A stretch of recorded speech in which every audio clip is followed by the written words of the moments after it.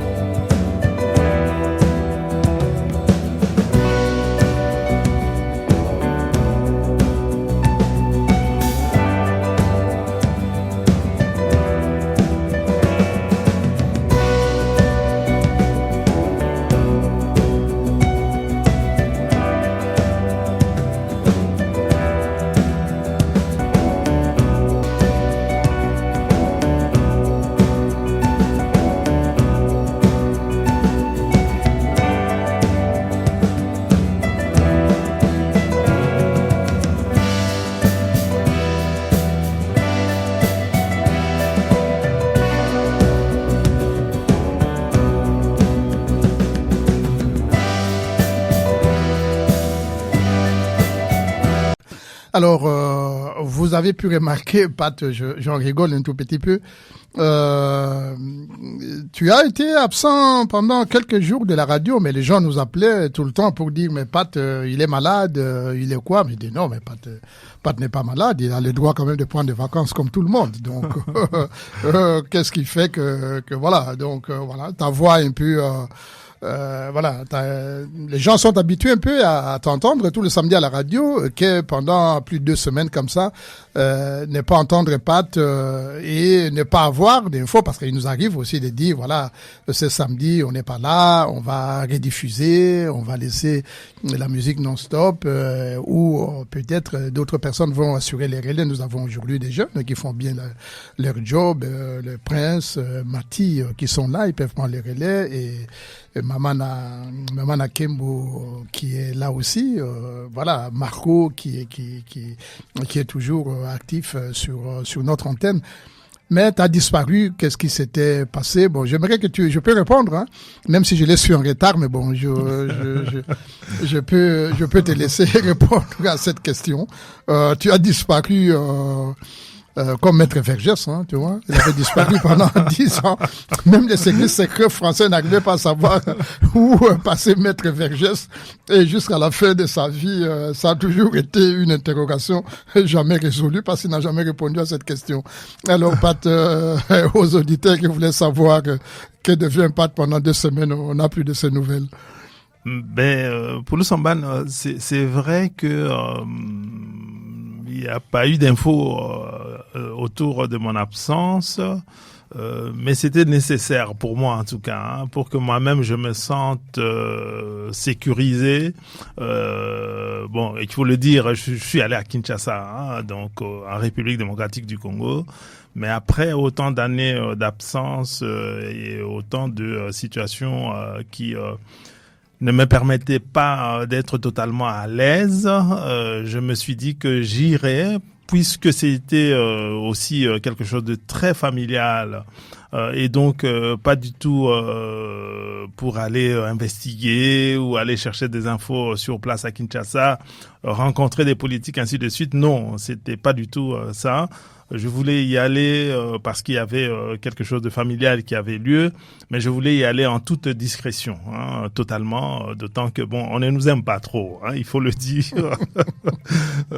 par les politiques en République démocratique du Congo, et donc bon, je voulais pas mettre de l'huile sur le feu et partir et surtout revenir, parce que le problème c'était celui-là, y aller mais surtout revenir, donc c'était le plus important, c'était de revenir.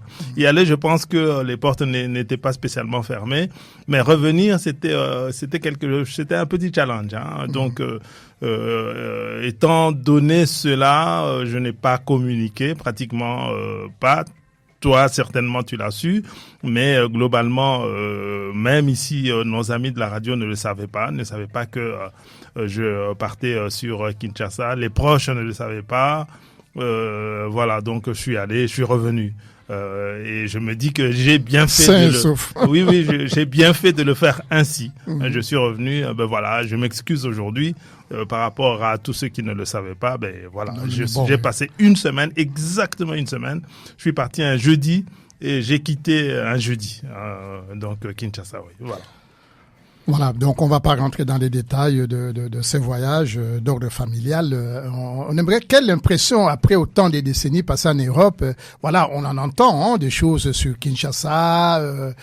D'abord toi, les Kinshasa que tu avais laissés et les Kinshasa d'aujourd'hui. Est-ce que tu peux un peu brosser le première perception que toi tu vois lorsque tu atterris à l'aéroport de Njili? Quand j'ai atterri à l'aéroport de Njili, je me dis que j'atterris dans un aéroport régional. C'est-à-dire, je ne suis pas dans un aéroport international.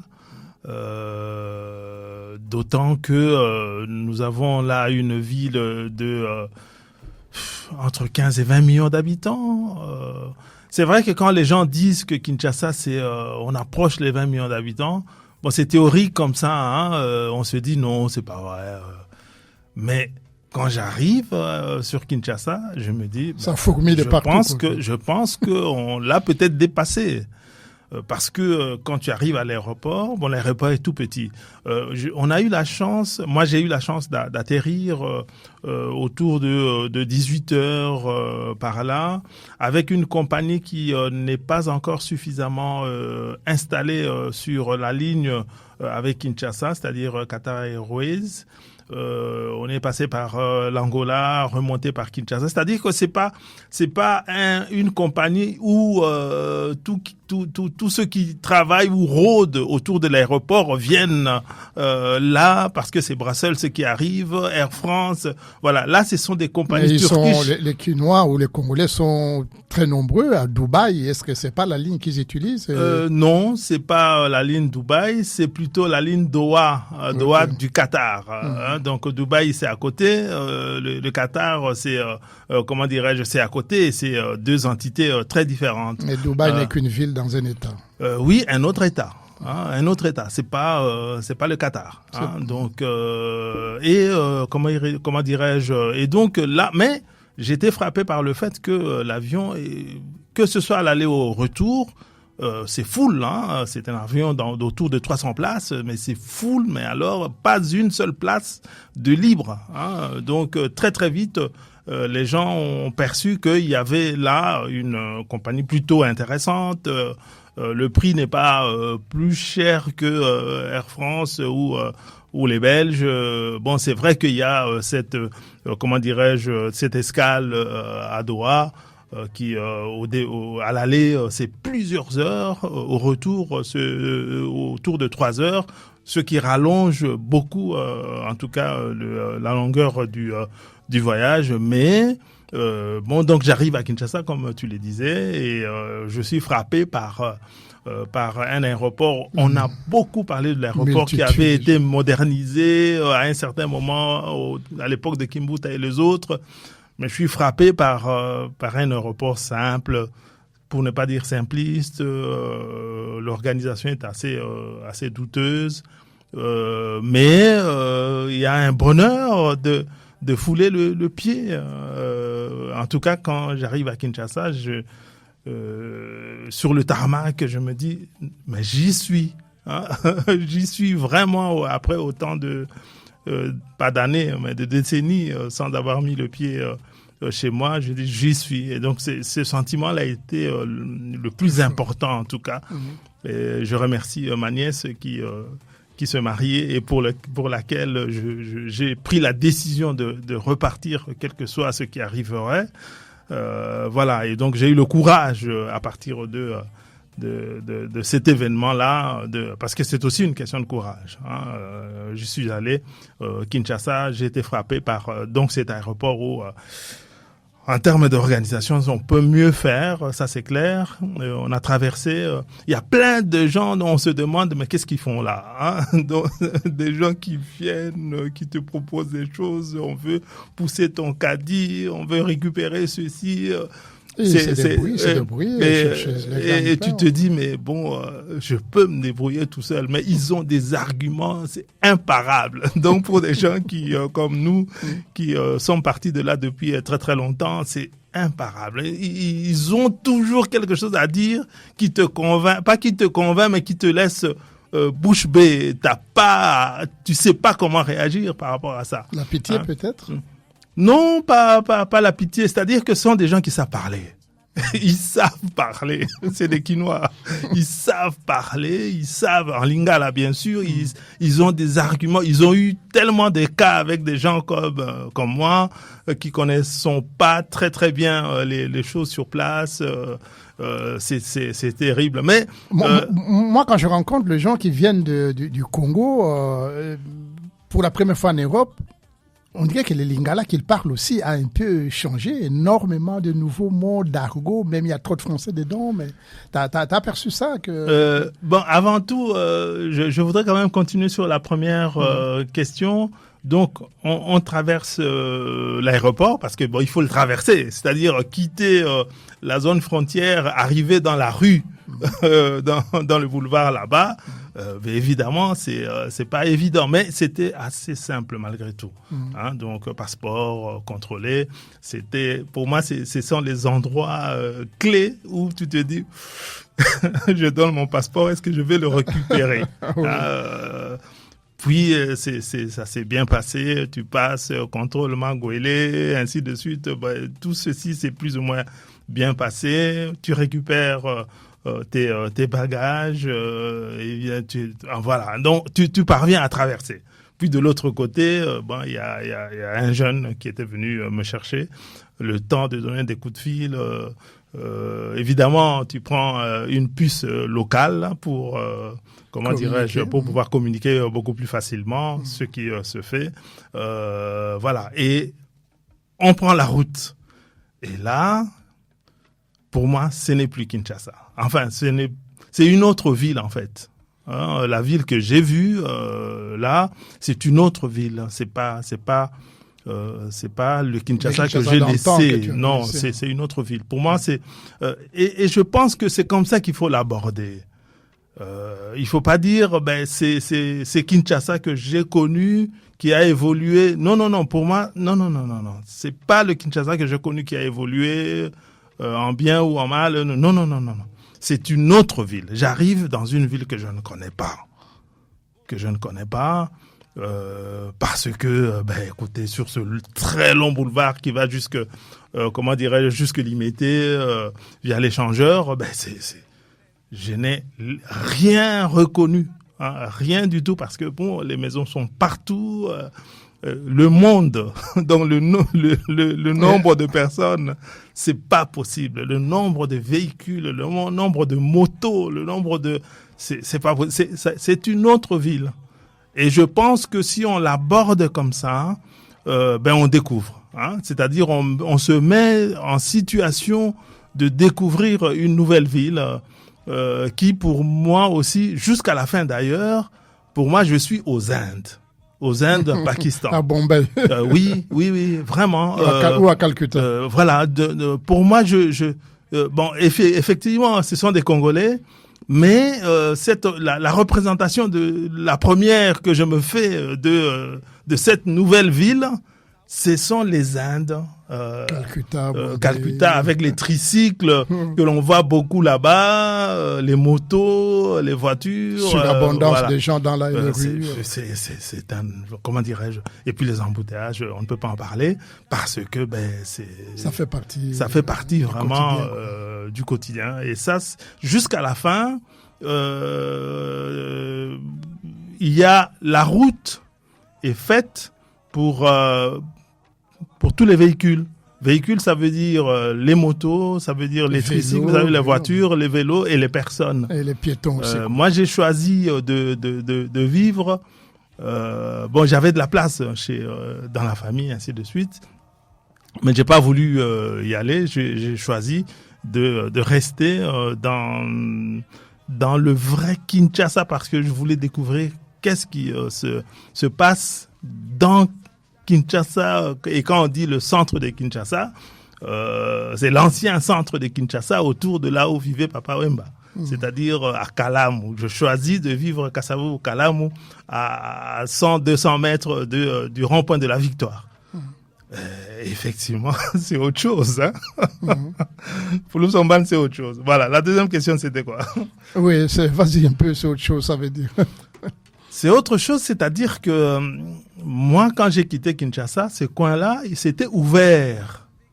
Hein? C'était ouvert, c'est-à-dire que tu venais, tu voyais les maisons il y avait de l'espace, au niveau du rond-point de la Victoire. C'était totalement ouvert, rond-point de la Victoire, vis-à-vis était là. Parking et tout. Non, c'était un espace. C'était totalement ouvert. Aujourd'hui, j'ai presque envie de dire que c'est complètement fermé. C'est-à-dire que le nombre de voitures... déjà, il y a un parking. Ce qu'ils appellent parking, c'est là où s'arrêtent les minibus et les bus pour aller dans diverses directions de Kinshasa. Les motos, mais le nombre de motos et de motards, c'est pas possible. Et c'est le mototaxi, en fait.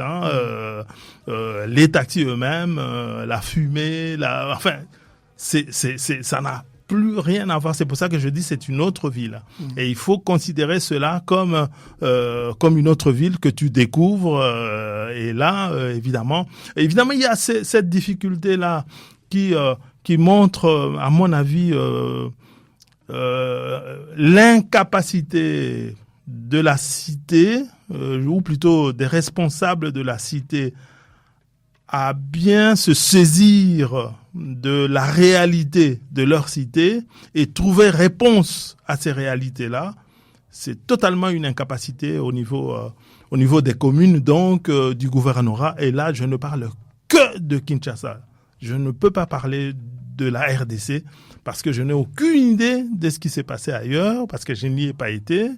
Je ne parle que de Kinshasa et je choisis encore une fois de résider dans des zones populeuses, c'est-à-dire Kasavubu, Kalamu, Yolo Nord, Yolo Sud, Nkiringiri, Bandal, un peu Lingwala, Gombe, mais uniquement tu vas vers Safrikas, par là, comment dirais-je, voilà. Donc voilà ces zones-là que j'ai beaucoup pratiquées, c'est vraiment le centre populeux de Kinshasa. Pas le plus loin, c'est-à-dire Njili et ainsi de suite. Non, j'ai pas vraiment beaucoup pratiqué là-bas. Mais ce qui était à notre époque, c'est-à-dire dans fin des années 70, début des années 80, le cœur culturel même de Kinshasa, le cœur musical, le cœur des artistes de Kinshasa. On a abordé ce sujet la semaine passée avec Kando. Si nous écoute Kando, tu peux intervenir aussi. Oui. Voilà, donc j'ai choisi d'être là et là je crois avoir perçu pourquoi certaines autorités n'arrivent pas à apporter des réponses à nos problèmes, aux problèmes de la ville, ou en tout cas de la commune, des communes. Et voilà, donc ça c'est, je pense, je peux me tromper. Est-ce que vous avez eu le temps en sûrement en une semaine, horaire chargé, vous avez eu le temps de circuler un tout petit peu, rien que pour observer, rien que pour voir, pour échanger avec avec la population. Parce que c'est quand même important. Une ville, c'est aussi des habitants. C'est vrai qu'on observe beaucoup de choses, mais avoir le temps, ne fût-ce que le temps dans tes sorties, de rencontrer des gens, d'échanger avec des habitants de Kinshasa, les Kinois. Nous avons un ou une auditrice en ligne, madame et monsieur, bonjour. Oui, allô, bonjour. Oui, bonjour. Oui, en fait, je voulais juste savoir, pour se soulager, il faisait comment? Pour se soulager, les toilettes, toutes ces choses, il y avait de l'eau, il y avait comment ça s'est passé, voilà. C'est tout ou s'il y a une autre question? Je suis un peu curieux, quoi.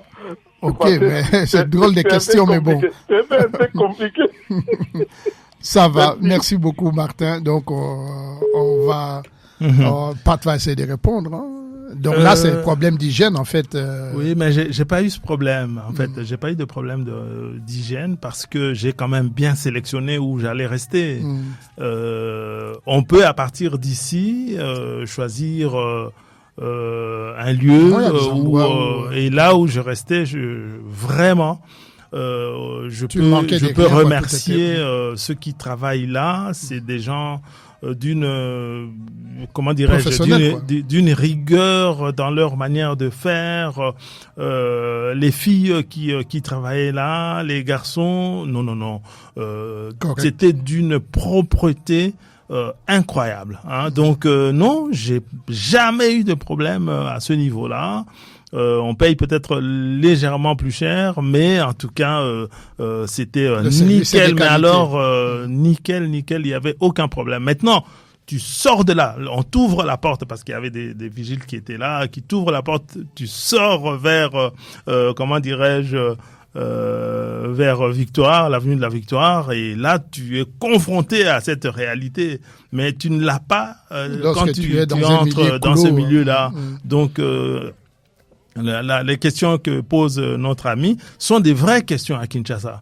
Je n'ai aucun problème parce que justement quand je cherchais où être, j'avais la possibilité, hein, j'avais d'autres endroits qui étaient liés à la famille, ainsi de suite. C'est pas ça, mais je voulais pas, pour avoir une certaine liberté, pour pouvoir recevoir qui je voulais, pour pouvoir discuter avec des gens que je voulais aussi voir, indépendamment de la famille. Il y en a eu très très peu que j'ai sélectionné, mais j'ai pas eu ce problème que notre auditeur se pose. Et là, c'est lié au fait que j'ai cherché, j'ai bien cherché où est-ce que je descendrais. Donc ce problème vraiment ne s'est pas du tout posé, mais effectivement, quand tu regardes ce côté-là, j'ai fait à pied très lentement pour aller voir vraiment de la place de la Victoire jusqu'à Kaouka, très très lentement à pied pour voir comment les choses sont. C'est dramatique, hein, ça c'est vrai,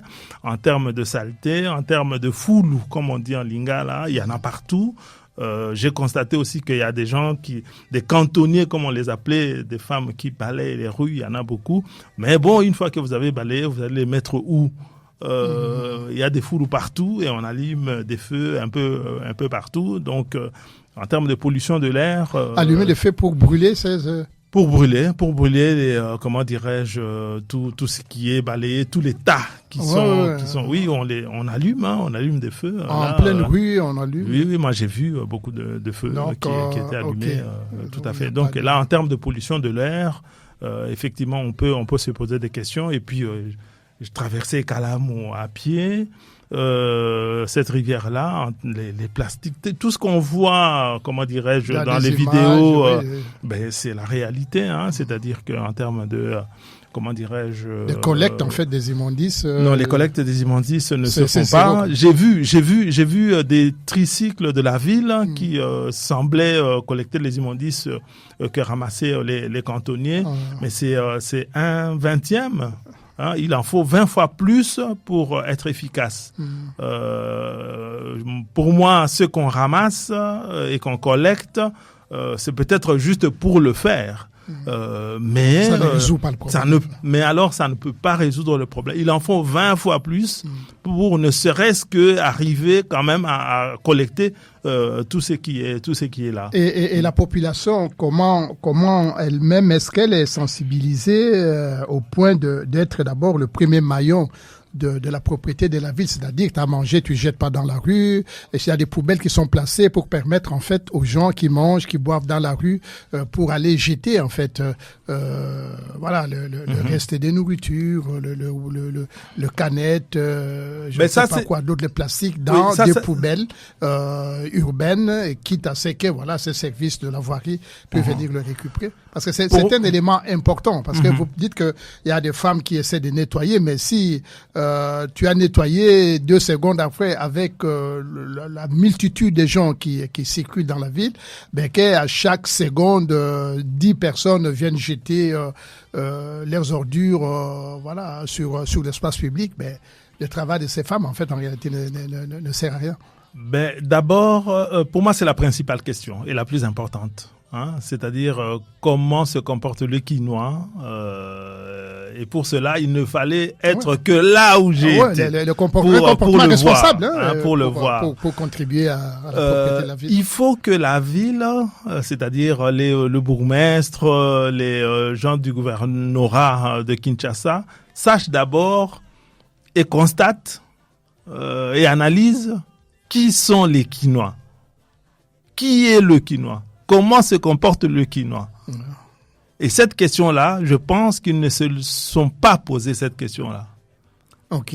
Cela ramène à dire que lorsqu'on aura compris le quinoa, qui il est, comment il se comporte, a-t-il des attitudes responsables vis-à-vis de son environnement, alors on pourra proposer des débuts de solutions. Voilà, qui passent par l'éducation, voilà, par la sensibilisation, tant qu'on ne prendra pas le temps d'analyser qui est le quinoa, comment vit le quinoa, qu'est-ce qu'il y a dans la tête du quinoa, toutes les solutions qu'on proposera. J'ai entendu beaucoup de politiques dire ouais, c'est parce qu'il n'y a pas assez de rues, ouais, c'est parce que toutes les rues sont cassées, ainsi oui, tout ça sont des éléments de réponse, mais que des éléments de réponse.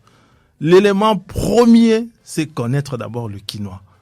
Et d'après ce que j'ai vu, moi, mais c'est trop court pour pouvoir en tirer des conclusions, la première chose que j'ai perçue, c'est que le quinoa, mais ça c'est facile à dire et facile à constater, mais ils l'ont pas constaté.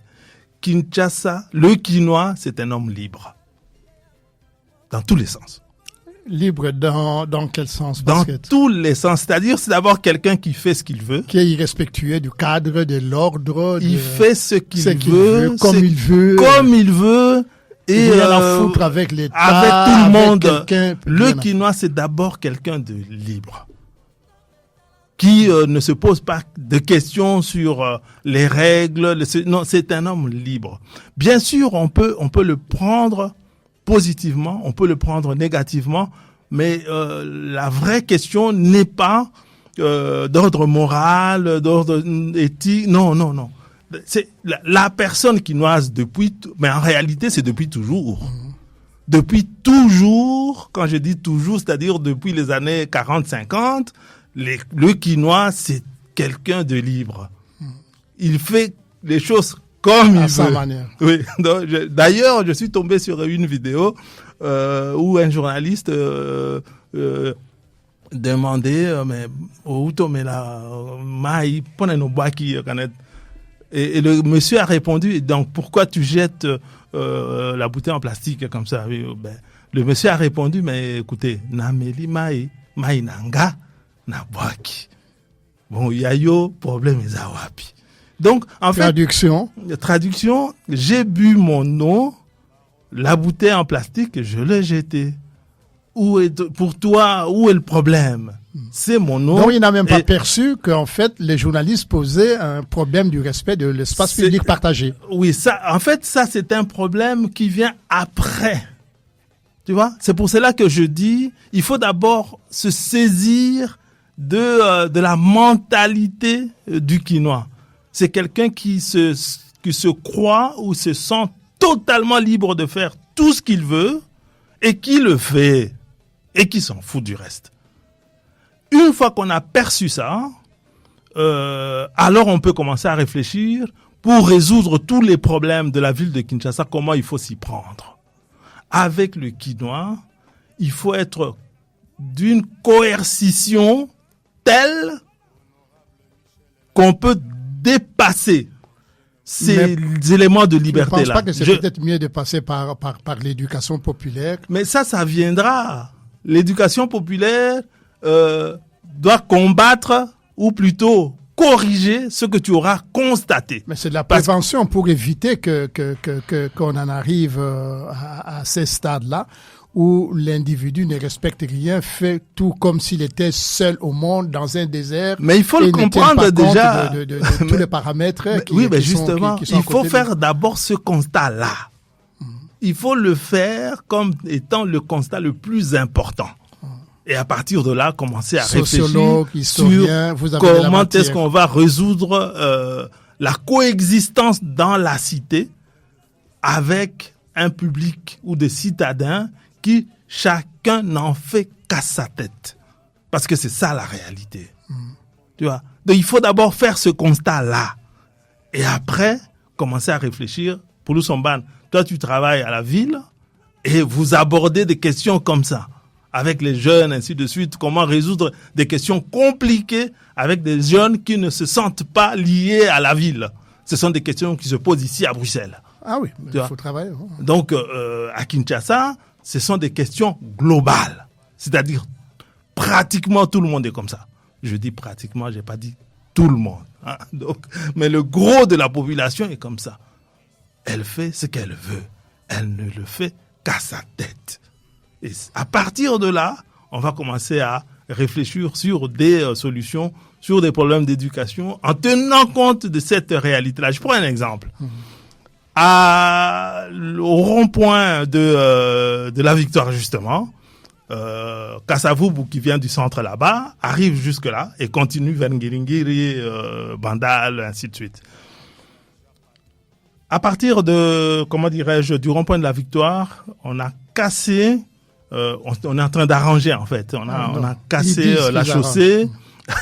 ils sont en train ils disent qu'ils sont en train d'arranger. On a cassé sur peut-être 200-300 mètres parce qu'ils arrangent par morceaux. Hein. Donc ils ont cassé 200-300 mètres de sorte que en voiture pour quitter Kanda d'un côté pour aller à l'autre ou au Choué, je sais pas moi, c'est pas possible. Il faut passer vraiment loin derrière. Alors, qu'est-ce que je constate? Il y a des tracteurs ou des excavateurs qui apportent des gros cailloux et essaient de le placer là. Mais je constate que les piétons traversent sur le chantier. Il n'y a pas de barrière. Ils traversent sur le chantier. Il n'y a pas une personne. Mais c'est des dizaines et des dizaines de personnes qui passent de gauche à droite et de droite à gauche. Pas de barrière nada. Il n'y a pas de barrière. Donc, il y a quelques personnes qui essayent de... voilà. Donc, ça, c'est un exemple qui montre que le quinoa, il veut passer de l'autre côté, mais il se pose pas de questions. Il traverse le chantier. Il traverse et pas une personne. Je dis bien des dizaines c'est-à-dire que le travail ne peut pas se faire. Le travail ce travail d'arrangement, ça ne peut pas se faire dans des bonnes conditions. Hein? La sécurité. Quand on sait que le quinoa ne peut que traverser le chantier, on prend des précautions pour mettre des vraies barrières pour empêcher les gens de passer. Et à cela vient ce que tu dis, il faut expliquer aux gens qu'il ne faut pas passer, mais en même temps empêcher nettement de traverser, parce que si tu n'empêches pas de manière sérieuse, ils passeront quand même. Parce qu'ils sont libres, parce qu'ils croient que, écoutez, moi j'ai pas le temps de faire le tour. Voilà, donc en fait, dans une note que j'ai écrite quelque part, je disais que c'est la commune, c'est la ville, c'est le gouvernorat qui fait faillite. C'est-à-dire qu'il n'a pas les capacités non seulement de constater la vraie réalité de leur ville, mais qui ne peut pas et qui ne sait pas apporter des solutions. Parce que je ne crois pas qu'ils comprennent pas. Mais ils n'analysent pas bien les faits. Comment dirais-je, ce tronçon-là qu'on essaie d'arranger, si ça prenait peut-être, 2 mois pour le faire, avec ces passages-là que j'ai vus de mes propres yeux, mais ça prendra 2 ans. Hein. Ça va prendre 2 ans. Et encore. Et j'ai vu aussi d'autres morceaux, j'ai vu des vidéos que des journalistes et des chaînes de télévision présentaient, plus haut vers l'université, là aussi, on est en train d'arranger des routes. Les mêmes questions sont posées. C'est-à-dire, les gens traversent, je ne dis, c'est pas 3 personnes, 4 personnes, c'est une ville de 15 des millions centaines et des centaines qui passent, c'est... et donc qui empêchent le travail de se faire. Hein, les sociétés qui sont en train de faire ce travail n'avaient pas prévu, ils n'ont pas prévu que les gens traverseraient tout le temps et empêcheraient le travail de se faire. Hein? Donc c'est ces barrières-là qui sont nécessaires, indispensables à Kinshasa, ça n'a pas été prévu. Et ça va prendre 4, 5, 6 fois plus de temps, sinon 10 fois, pour arriver à réaliser ces petits tronçons-là. Et ça, c'est dans tous les domaines. C'est-à-dire qu'on n'a pas bien perçu comment est le quinoa. Mais ce constat-là que l'on fait sur le quinoa, on se rend compte que ça date d'il y a très très longtemps. Mais que les gouvernements anciens il y avait peut-être pas assez de population comme aujourd'hui, et que, quelque part, on pouvait résoudre le problème. Et attention, la police, aux époques anciennes, était un peu efficace, et connaissait un tout petit peu... Enfin, on pouvait arrêter quelqu'un, le mettre, quelque part, et l'empêcher de déranger, ainsi. Enfin, on n'a plus ça aujourd'hui.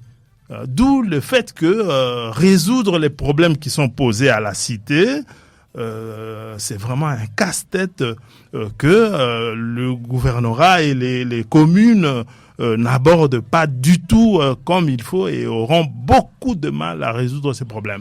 Comment expliquer que Kalamu, qui traverse l'avenue de la Victoire, c'est à quelques centaines de mètres de la commune, de la maison communale? Mais ils sont là. Je te dis, quand je suis sur Kalamu, la maison communale est là-bas. Mais ils passent là. Et la police ne fait rien. Et là, La police est omniprésente. Moi, je les ai vus là, partout. Mais rien qu'à les regarder, je pense qu'il y a un vrai problème de formation. La police n'est pas bien formée. Problème d'organisation, de discipline, la police de ne sait pas comment faire les choses. Hein. De toutes les façons, il y a tellement de monde et tellement d'infractions que tu peux pas punir. Tu sais pas punir. Tu vas les emmener où? Si tu veux vraiment appliquer les règles. Oui, qui tu vas punir? Tu vas punir tu en qui prends un, et tu vas l'emmener où? Oui, Tu vas l'emmener où? Y a-t-il des places où les placer? Et comment faire appliquer la loi? Parce que l'autre vrai problème qui permettrait de résoudre le problème, c'est justement l'applicabilité de la loi. J'ai observé en quittant là où j'étais, on m'a mené justement, à Gombe, là où je devais aller. Et donc on est obligé de passer par l'avenue du 24 novembre, puis prendre à gauche pour aller vers le rond-point Sacrificace devant, le camp Kokolo, je sais plus comment ça s'appelle, j'ai pas cherché. Et justement, il y a un vrai problème. Ici, on pensait qu'il y a que les hommes politiques qui essayent de rouler à contresens. Mais il n'y a pas que les hommes politiques. Tout le monde. En fait, tous ceux qui sont les camionnettes et les minibus 207, ainsi de suite, lorsqu'ils sont coincés, le problème, c'est de sortir de ces embouteillages. Donc ça, c'est la démarche permanente des motos, des voitures, des piétons, des piétons, des 207 les minibus. Le problème, c'est comment je vais sortir de ces embouteillages, parce qu'il faut aller vite pour déposer les clients, reprendre d'autres. Et là, pour ceux qui sont sur le couloir gauche, si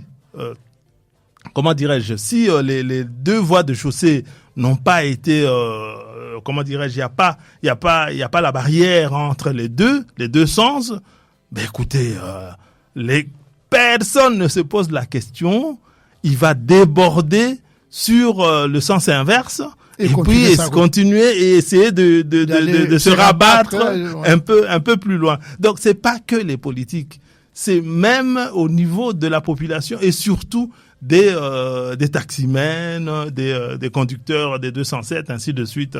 Et ça, je l'ai observé pour dire le vrai problème, le premier responsable de cette situation, c'est l'État. C'est pas les conducteurs. Les conducteurs ont une certaine mentalité. La population a une certaine mentalité. Mais l'État est incapable de se saisir de cette mentalité, de trouver des solutions et la capacité de les appliquer comme il faut. C'est vraiment l'incapacité de l'État à pouvoir aborder les problèmes de leur ville. Et d'autant plus que ils sont là, ils sont nommés. La plupart des bourgmestres n'ont pas été élus parce qu'il n'y a pas eu. Ils sont nommés, ils viennent, leurs problèmes, des taxes, se faire de l'argent parce qu'ils savent que demain ils vont partir, ainsi de suite, et ils n'auront aucune, rien à. Les élections locales n'ont jamais eu lieu depuis 2001. C'est le vrai problème. La plupart sont nommés. Ils sont nommés. Ils sont tous nommés. Et à un certain moment, la majorité et l'opposition se sont partagés. Ils ne vont pas chercher les solutions à ces problèmes qui sont des problèmes réels de la ville de Kinshasa. Les problèmes de la ville de Kinshasa, c'est pas Kinshasa, on a construit des tours sur le boulevard, ainsi de. Non, c'est pas ça les vrais problèmes de Kinshasa. Les problèmes de Kinshasa, ce sont ceux que je pose là. Ouais. Alors, Pat, qu'est-ce que tu as aimé là? Ce sont des choses que tu n'as pas compris. Comment? Non, j'ai pas détesté. Non, c'est pas ce que j'ai dit. Ma question, c'était de voir et de constater, d'observer et vous avez analysé, et vous vous interrogez. Alors, à part ça, qu'est-ce que vous avez apprécié? Qu'est-ce que vous avez aimé en arrivant à Kinshasa après autant de décennies passées ici en Belgique? En Europe, je veux dire. D'abord, il y a des gens qui font leur travail. Le jeune qui venait me chercher, qui était à ma disposition, j'ai constaté que il y a des gens qui étaient d'une fidélité, qui respectaient les heures, qui parce qu'on lui a demandé de faire. En tout cas, qui respectaient le contrat. Ils sont très nombreux. J'ai constaté que, dans cette ville-là, où on dit beaucoup de choses, il y a un amour incroyable. D'abord de leur ville, les Kinois, ils adorent leur ville. Le vrai problème, c'est comment est-ce que eux voient le monde, et le monde kinois en particulier, et que les gens qui ont la responsabilité de trouver des solutions aux problèmes qui sont posés à Kinshasa ne trouvent pas les solutions. Mais le Kinois, ce sont des gens bien, en fait. En réalité, ce sont des gens bien, mais qui voient le monde à leur manière. Ça c'est le vrai problème. Les Kinois sont bien depuis toujours, nous le savons. C'est que même quand un étranger arrive, tu vas arriver chez les Kinois le même jour, il te donne à manger, s'il en a, tu vas partager son repas, tu vas aller en boîte avec lui, il se pose pas de questions, t'es qui, tu viens d'où. Si tu es correct avec lui et que tu veux pénétrer le Kinois, tu pénètres, il te reçoit, il t'accueille. Et ça, c'est quelque chose qu'on ne trouve pas partout. qu'on trouve pas ici, qu'on trouve pas en France, qu'on trouve. Donc cette méfiance là que l'on a vers quelqu'un qu'on ne connaît pas. J'ai pas constaté ça à Kinshasa, mais ça c'est une constante. C'est-à-dire, ce sont des choses que nous avons laissées et qui continuent jusqu'aujourd'hui. C'est-à-dire, à côté de ces comportements qu'on peut considérer répréhensibles, qui est un excès de liberté, de non-respect de ceci ou de cela, ce sont des gens bien. Les Quinois, comme je veux pas élargir à tous les Congolais, mais les Quinois, ce sont des gens vraiment, comme je te le dis, les Quinois sont des gens bien, avec lesquels on noue avec une facilité déconcertante, les amitiés se nouent. Tu n'as pas à chercher, tu n'as pas à le rencontrer 20 fois avant qu'il ne te considère comme un ami. Non. Il suffit que vous voyez une fois, 2 fois, écoutez, pire mastananga. Question d'un auditeur. Kinshasa, c'est aussi le foisonnement des églises de réveil, de prières, de ceci, cela. Est-ce que tu as pu observer l'impact ou ces églises de réveil, cette foi qui a sa place partout, pignon sur la rue. C'est dramatique. C'est dramatique. T'as pas été j'ai été voir dans une église. Je devais aller voir ma nièce qui était à Ngiringiri. On s'est perdu. Pourtant, c'est un vrai Quinois qui nous conduisait, parce que d'abord les noms des rues ne sont pas écrites, donc trouver les adresses c'est compliqué si tu n'es pas du coin, si tu n'es pas de la commune, ainsi de suite, ou que tu le pratiques seulement parce qu'il y a des nouvelles rues qui ont été créées. Il y a des nouveaux noms, par exemple le 24 novembre, ce n'est plus 24 novembre jusqu'à Moulard. Il y a Patrice Lumumba ou quelque chose comme ça à partir d'un certain coin. Enfin, il y a beaucoup de choses qui ont changé, énormément. Et c'est pour cela que je dis, c'est une autre ville. En l'abordant comme ça, vraiment, tu l'abordes bien. C'est une autre ville que tu dois découvrir. On revient sur ton trajet en Ngingiri, problème des églises. Donc, sur là où je partais en Ngingiri, je n'avais pas constaté en remontant la rue jusque chez ma nièce que j'ai été reçu là-bas. C'était magnifique. Mais en revenant, il faisait soir. Je me rends compte que, écoutez, sur un petit tronçon de peut-être 200-300 mètres, pratiquement toutes les maisons c'était des églises. En tout cas, j'en ai compté 6 ou 7. Toutes les parcelles, c'était des églises. Et ils occupaient toute la parcelle, en fait. Donc, un gros panneau, les murs, les clôtures, Nzambé, ceci, cela, pasteur, ceci, cela.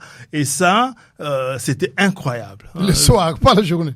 Non, la journée, j'ai pas fait attention. Okay, mais c'est en revenant avec les lumières dans la rue, ainsi de suite, que j'ai vu que, mais partout ici, ce sont que des églises.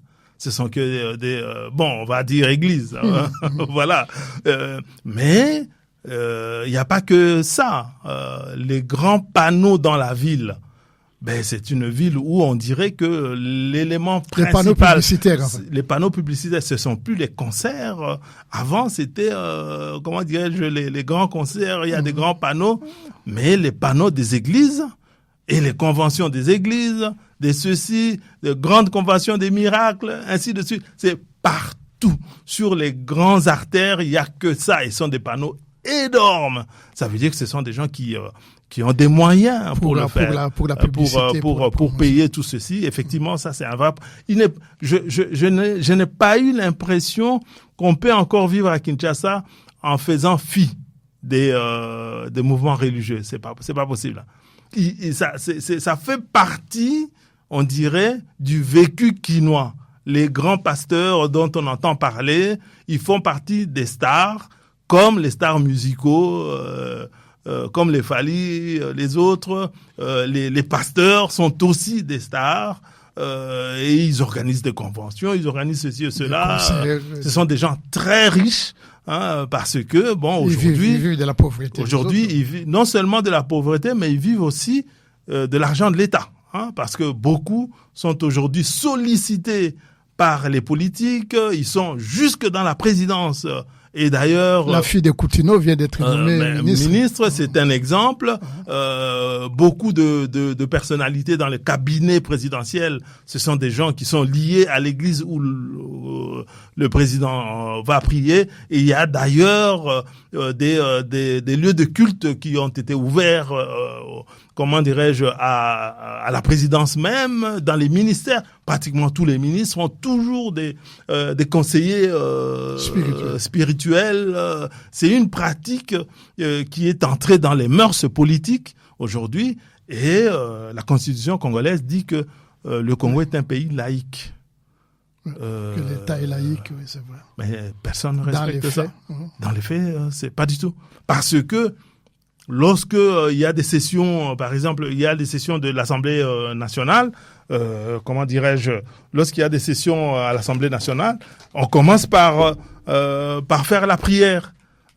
C'est absolument étonnant que on ait déclaré que l'État congolais est laïque, mais dans les faits, les hommes politiques ont introduit la religion dans les pratiques, dans leurs pratiques de manière tout simplement comment dirais-je, ils ont introduit la pratique religieuse dans la vie politique congolaise sans se poser de questions sur cette affirmation comment dirais-je, constitutionnelle que l'État congolais est un État laïque. Une dernière question par rapport à cette problématique. Et les autres religions, gens catholiques, en fait, les autres églises chrétiennes, disons-les comme ça, et musulmanes aussi d'ailleurs, qui commencent à avoir de l'importance dans ces pays-là.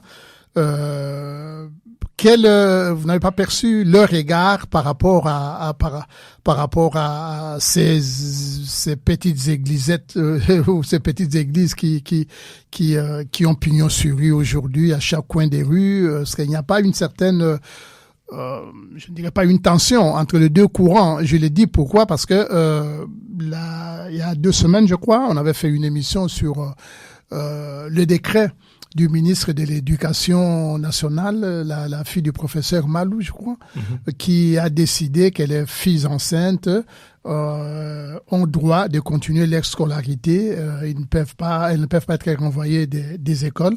Il y a par exemple l'Église catholique qui a dit non, nous n'allons pas respecter ces décrets-là.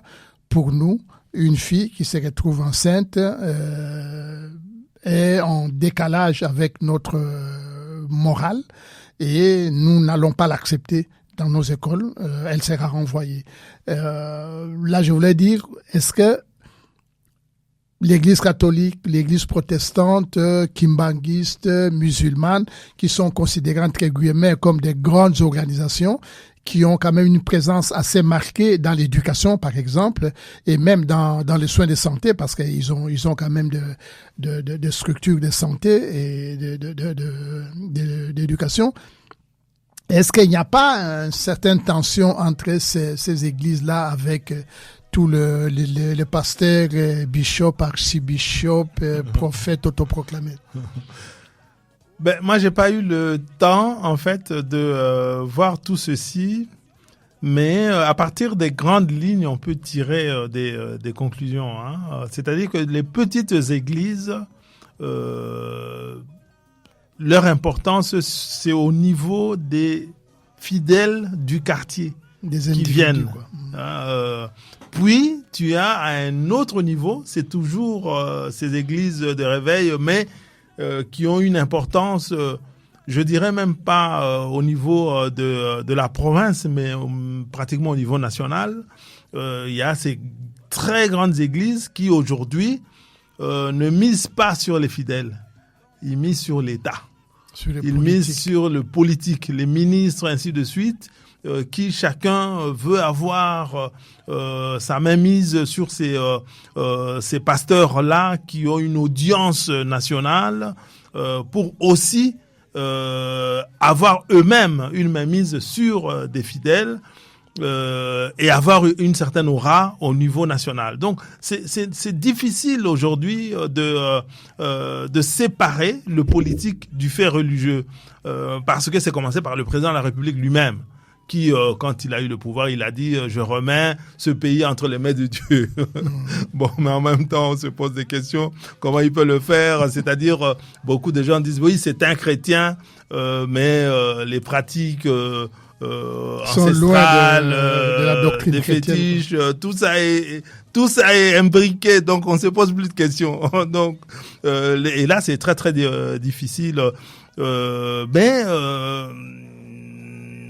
Comment dirais-je, c'est très difficile en tout cas de voir. Maintenant, entre les catholiques et les protestants, comment dirais-je, de la grande église protestante, parce qu'il faut vraiment faire la différence. Oui, c'est pourquoi je parle d'église des réveils, donc je fais la différence entre... Et les églises de réveil. Les églises de réveil penchent vers les États-Unis. Attention, ces églises-là, ceux qui sont au-dessus, je disais... qui avaient une certaine valeur nationale, ont des relais aux États-Unis. Ils reçoivent même des subventions. Ont des relais aux États-Unis et commencent à avoir de l'influence sur le politique en RDC. Les négociations qui ont lieu aux États-Unis, les églises, les grandes églises congolaises ont un pied là-dedans via leur leur représentation, leur relais aux États-Unis, qui parviennent à établir des ponts avec les politiques américaines.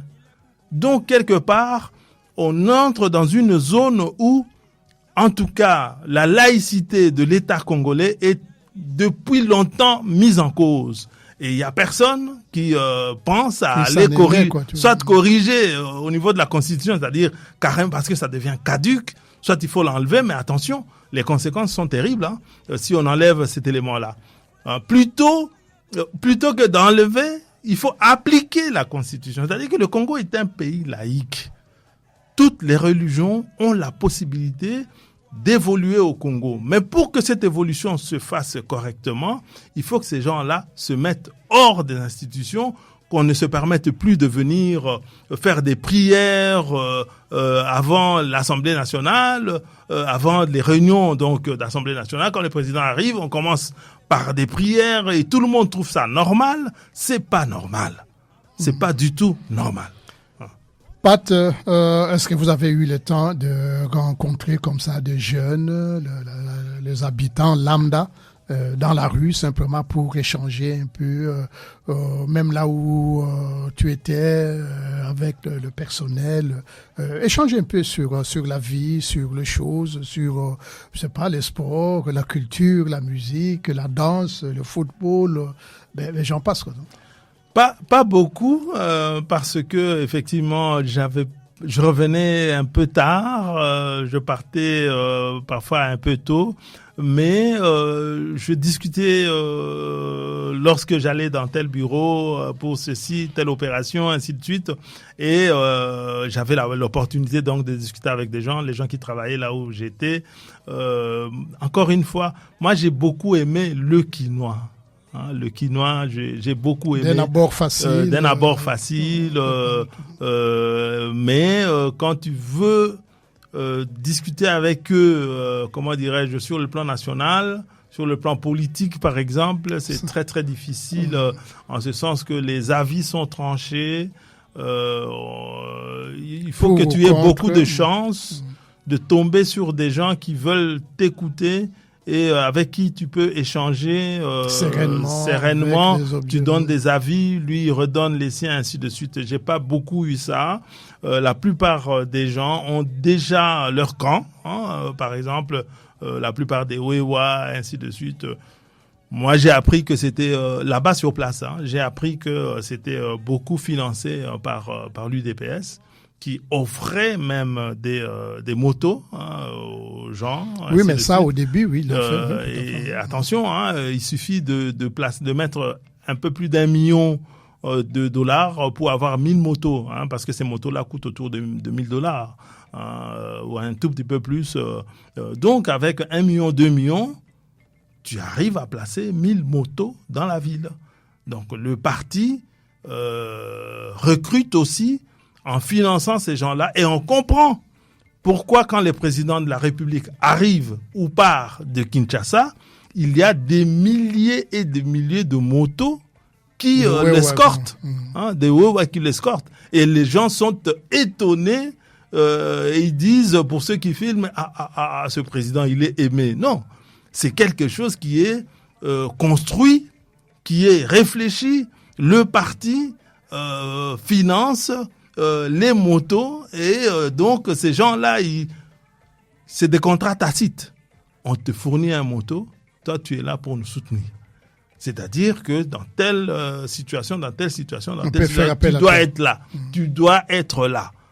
Donc ça change la perception et c'est terrible, hein, parce qu'ils sont d'une loyauté vis-à-vis du président de la République.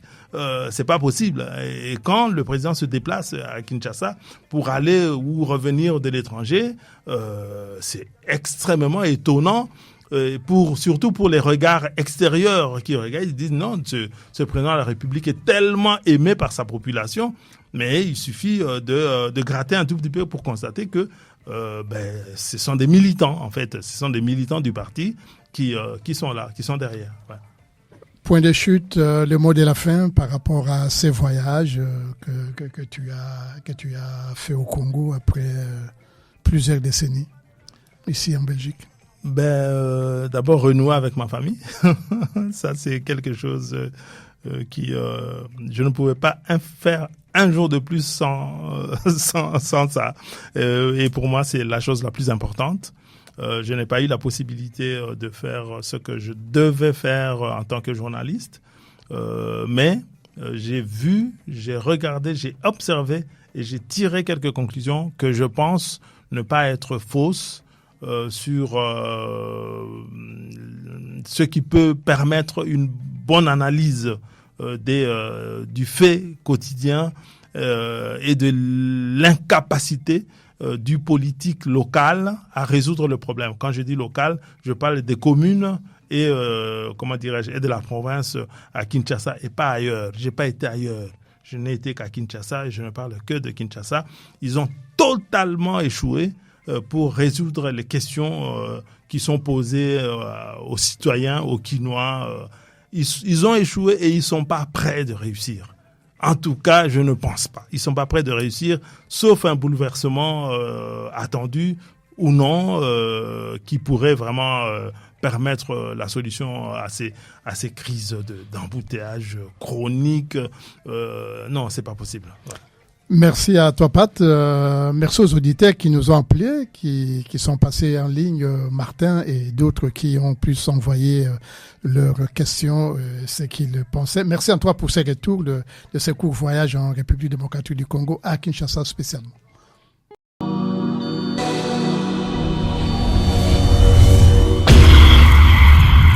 C'est une nouvelle chaîne chez vous, Espoir Henri, Kassima TV, abonnez-vous massivement. Tous les fans de Maman Tatiana, Bino Bebonyama, Tosombitinya Makani, ma éducation politique ya Kitoko, venez nombreux vous abonner. S'il vous plaît, n'ayez la rabino. Pourquoi pas Tolali Tolamuki Bokom Maman Dika 24. N'est-ce pas? Et aussi on a vrai bien parce que seul soutien, on a ces cabinets ezali pour s'abonner massivement ici. Ezali kamboya professionnalisme. Olingaka musique, olingaka politique, olingaka nyonso. Awa, tokobanda kolobela ba sujet tout. Iko okelo kendo, n'est-ce pas? Allez, à suivre.